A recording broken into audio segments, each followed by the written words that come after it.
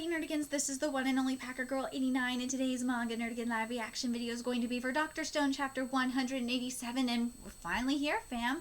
We are at the final showdown against Stanley, and I can't wait to see how this is going to be executed, and what's going to happen with Dr. Zeno. And that's not your namesake, kitty. Nah. Zeno you're named after is cute and awesome. This Zeno was a dickhead. Anyway, let's get to this chapter, see what's in store for us this week. It's the final battle against Stanley. Knowing the enemy's location is key, and we have the edge. God, Boichi, I love your art. And Boichi, I have to say this right now. I'm really sorry for what's going on with the anime adaptation's art. That art is bad. I'm sorry. Some of that art is just real bad. I'm sorry what they're doing to your art, Boichi. Whew. Huh? Wait. We have to be, wait. Ely Ray, careful right now. Suika and the others have been captured, and we know the enemy's general vicinity. Considering those two facts, a certain brave and valiant hero is guaranteed to run off and attack one who must be restrained before it's too late. Oh, that's too late. I knew it. Too late. And this chapter is titled Cyber Gorilla. Whoa. You're that hero, aren't you, kitties? You would go save the day. It's risky, but might be the best course of action, am I wrong? Poor Cat just like, Yep, our path to victory is simple. Activate a petrification device before the enemy shows up. So a little preemptive guerrilla warfare is the only way to slow down Stanley's gang and buy us time. Woof. There they go. And they're going to underestimate Kohaku.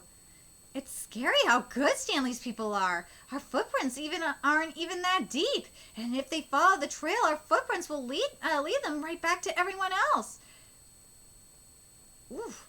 Of course, since I know the general area and route the enemy's taking, my eyesight makes it a cinch to find them. But now, the soldier in front is checking for wire traps. Just behind him, their leader is keeping watch in front and overhead. Their comms man is guarding their flanks, and another is monitoring the rear.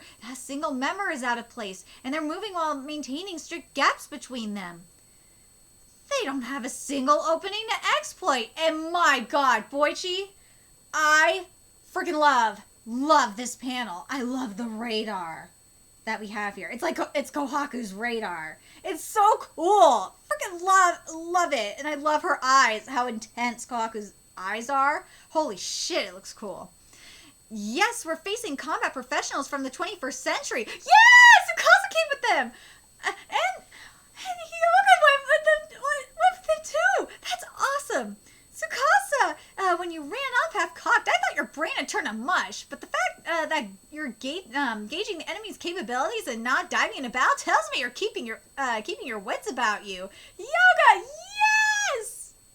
And you know what? They're right. They're definitely right on this one. I will give you that. Because usually Kohaku would just go straight in a battle, but she not. That's a good point. Their training has prepared them for any combat scenario, and a head-on battle we'd have no hope of victory, but we've come prepared too. Chrome designed a trap, a remote-controlled record player.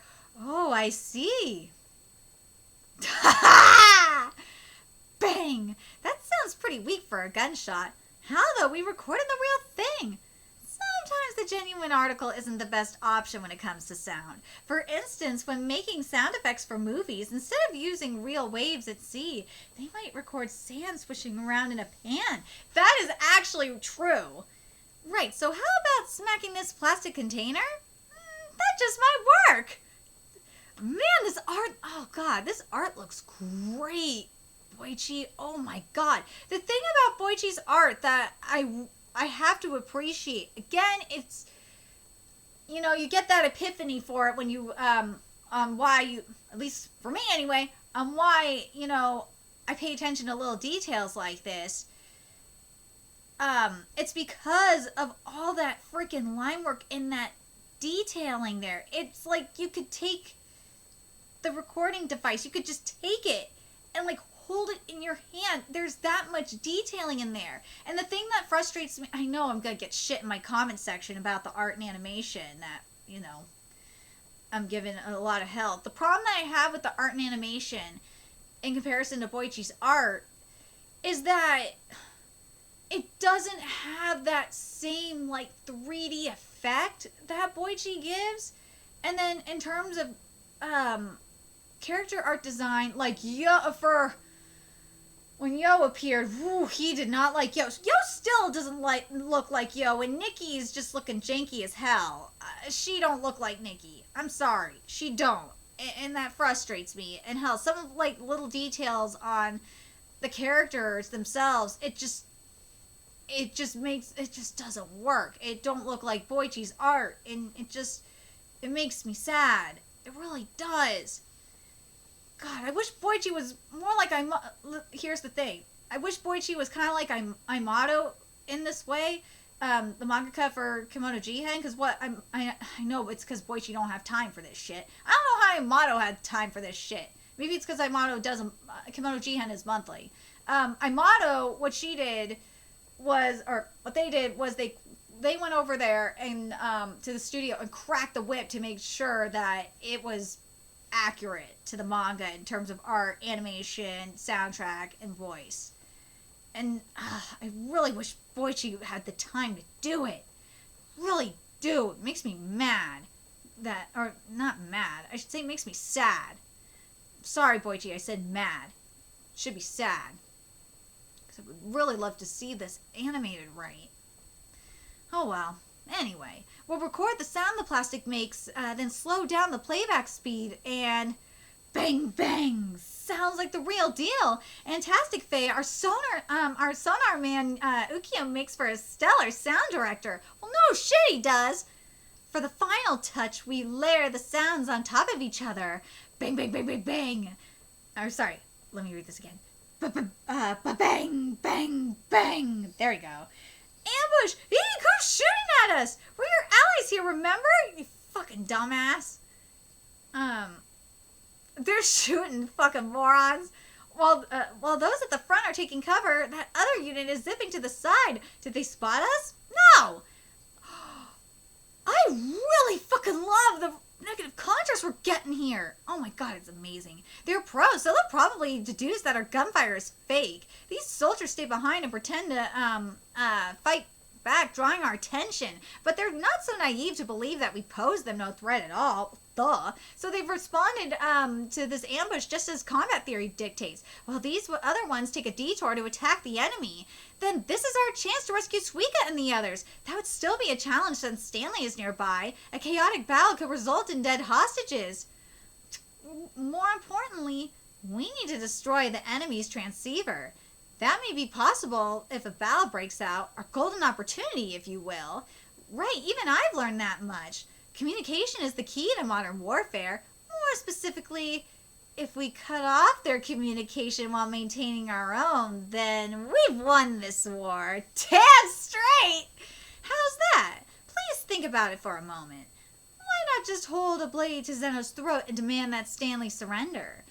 Why exactly haven't we considered that obvious card? Because back at their base, Nikki and several dozen of our allies are their hostages. The hostages on both sides have created a stalemate. Right, so if we do anything to hurt Zeno, they wouldn't think twice about contacting their people in Corn City and telling them to retaliate against. Exactly. Once they've lost their line of communication, the hostages on their side are effectively useless. Then we could take our sweet time slicing off Zeno's fingers, toes, and appendages one at a time. Damn, Stanley! Until Stanley's team agrees to surrender. Dude! Man! I will say this. Even though Zeno is a fucking prick, and to an extent, after the shit he just pulled, he kinda deserves it. I feel like he does kinda deserve it. At the same time, like, no, we should not sink to his level. Nah, we gotta be the bigger person on this. Why would we sink to that bitch's level? We can't do that. We can't sink to his level. I love the look on Kohaku's face. She's like, the fuck, dude? Wait, that still wouldn't work since they'd have Suika and the other three as hostages. All of our lives hang in the balance. If forsaking your forward could bring about victory, then you see what I mean by sinking to their level? If forsaking forward could bring about victory, then it's an option that must be considered. We never go along with that plan. Whether or not we go with that option, it still remains on the table. Think of it from Stanley's perspective. If his transceiver is destroyed, his team will have no choice but to drop everything to repair it. We'd be causing a significant delay. That is true. But sinking to their level and torturing them, nah, then we'd be no better than them. Yeah, if that's our goal here, then I'm on board. What's wrong, Maya? Not sure. My instinct says the All-American Women's Division... Oh, God. My instinct says the All-American Women's Division MMA champ are telling me something. Found you. Uh-oh. Oh, shit! Well, artists are now assured. Oh, shit. This is not good. Right. I'm not one to be shot down without a fight. Before we die, we just have to destroy their receiver. Huh? I never imagined the three of us would march into battle together. I don't think any of them did. Damn. I'm sorry. I gotta admire this page for a second here. Look at them bodies right there. That is some amazing anatomical art from Boichi. No, I'm not being thirsty on... I know you motherfuckers think I'm being thirsty. Nah, this is really gorgeous anatomical art. It's so gorgeous. Look at how those muscles are drawn. Look at how them abs are drawn. The pecs, the arms. The only thing I might give Boichi a little shit on, especially on Tsukasa, is the space between the tricep and the trunk. I might give you a little shit on that, and I'm talking about on Tsukasa in particular. I think it's the right one that's I'm mainly kind of having a little bit of a problem with. The left one looks fine. It's just the right one kind of looks weird. But man, this looks so good. I'm telling you right now, the art animators over at TMS Entertainment, they're not going to be able to do this. No fucking way they would not do it this accurate. No fucking way. Also, those backgrounds, man. Love these backgrounds. I love that these backgrounds are, and if you notice, each background for Kohaku, Tsukasa, and Hyoga, they're different. I love that they're different, and they go from light to medium to dark. And that's perfect for them, because Kohaku is more on closer to the pacifist kind of thing. I know it's closer to the pacifist side of things on this in terms of this spectrum, right? And then you have Tsukasa, who is in the middle. He's in the center. He is, especially based on this chapter, he is definitely in the center. And then you have Hyoga, who's taken the other extreme. He's taken the other extreme. He is dark. And I really, oh God, part of me wants to say this is kind of like a yin-yang kind of motif going on, because part of me wants to say it because of the color palette, because look at Tsukasa's in particular. You got the white and the black going on, and then you look at Kohaku and her color scheme with her outfit and her hair, and then you look at and you look at Hyoga, and it's just so freaking brilliant. I really love the underlying theme and the symbolism and the metaphor that's Boichi's doing in this art. It's brilliant. I don't know if I'm the only one that's really analyzing it like this, or and I might be overthinking it, but that's what I see when I look at this page in particular. And I really hope I'm right, and that's what Boichi was going for with this page in particular. I think it's very smart if I'm right. I'm very curious what you guys think in terms of this page, if you guys are seeing the same thing that I am. Let me know your thoughts in the comment section. Because, oh God, especially with what the debate was going on earlier in this chapter, that makes the most sense. But here we go. And now they're going into battle. Oh God, look at them jump out in that tree and go after this bitch. Oh, look how beautiful. Now, I gotta talk about this page too. Look at this shit. Look at the pose. Look at the motion. This is just beautiful. And, okay, I have to say this about Tsukasa as well. And again, I don't know if this was done on purpose or not. Because metaphorically, Tsukasa is... Because he talked about that double-edged sword. He did. He literally has a double-edged sword, man. Oh my God.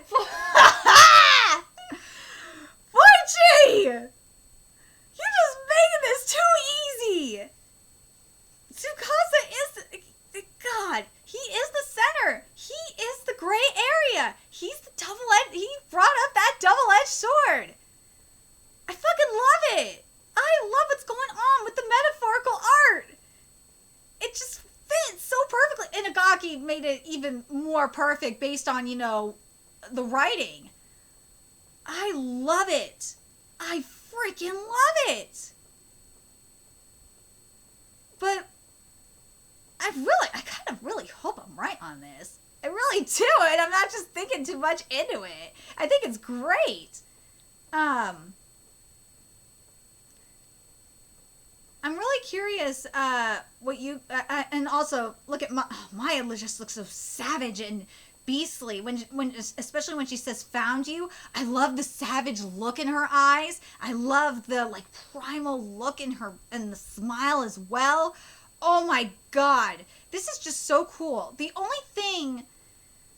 And I kind of understand why we didn't get a black background for her. Well, it's all because the rest of the page is white too.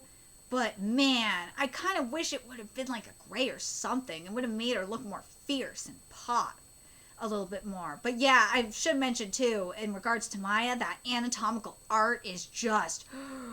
Oh God. Oh God. Boichi, I am so sorry that TMS is just not capturing your anatomical art. I am so freaking sorry. I am. It just is not fair. It really isn't. I'm very curious what you guys think. Let me know your thoughts in the comment section below. And remember to like, comment, share, and subscribe to Nerdigans Inc. If you love what I'm doing and want to help keep this channel alive so I can keep bringing you more Dr. Stone content, there's a few ways you could do that. You donate to my Cash App, PayPal, Patreon, purchase something off my Amazon wishlist. All that's in the description box below. Also, make sure you follow me on Twitter, Twitch, Facebook, find me on PlayStation Network. That's in the description box below as well. Till next time, Nerdigans, I will be seeing you later.